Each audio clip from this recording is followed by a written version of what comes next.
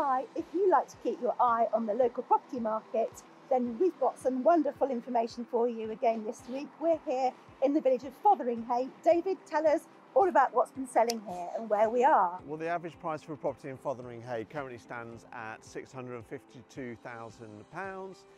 That's kind of considerably above the local average and also the average, certainly the national average. In the past 12 months, property prices are up 7%, which is around the kind of national average. Only six properties are sold in the past 2 years. Out of those, 4 have been detached and 2 semi. So I think that gives you an indication of it's not a huge village, and it is made up predominantly of detached period stone properties.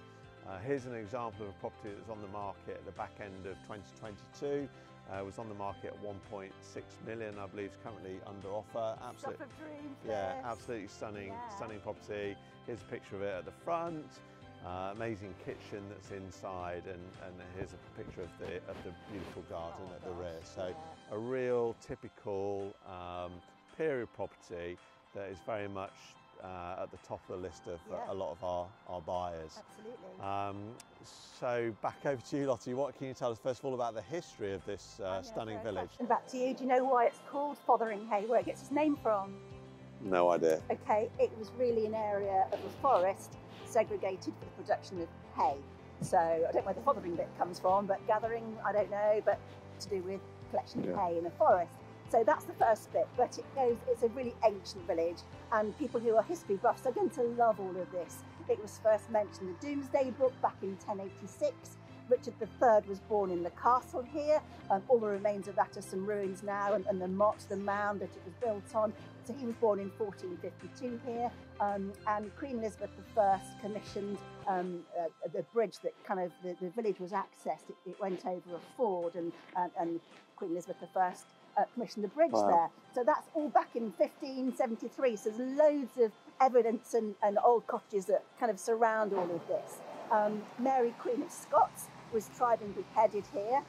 That was back in 1587, and then the castle was razed to the ground in 1627. So, kind of it all fell to really disrepair at that point. And I think rumour has it, it's local rumour really, that the staircase from the castle ended up at the Talbot Inn in Oundle, which, if you've been in there, it's a really wonderful, creaky old staircase. So you can kind of imagine how it might have started its first life.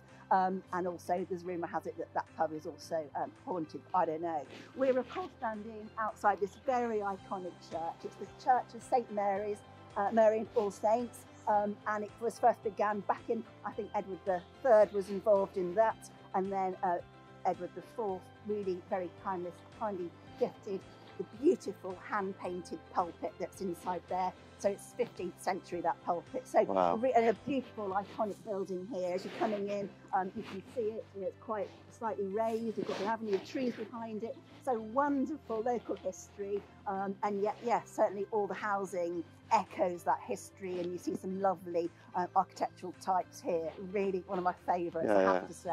So kind of moving forward to modern day, what is it that attracts our buyers to this wonderful village? Well, I mean, talk about modern day, but people love the old properties. So like you say, they've been, lots of them have been renovated and had that nice contemporary look to it, but its location here, best of the village life, certainly.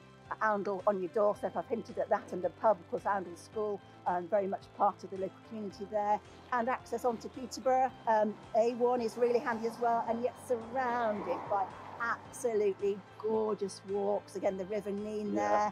There's that nice River Nene walk as well. So it's just got everything. Going on. It has to be one of my absolute faves. Yeah, it is. It is at the top of a lot of people's lists, isn't it? So I hope you've enjoyed that history lesson of the village of Fotheringhay and also the property market update.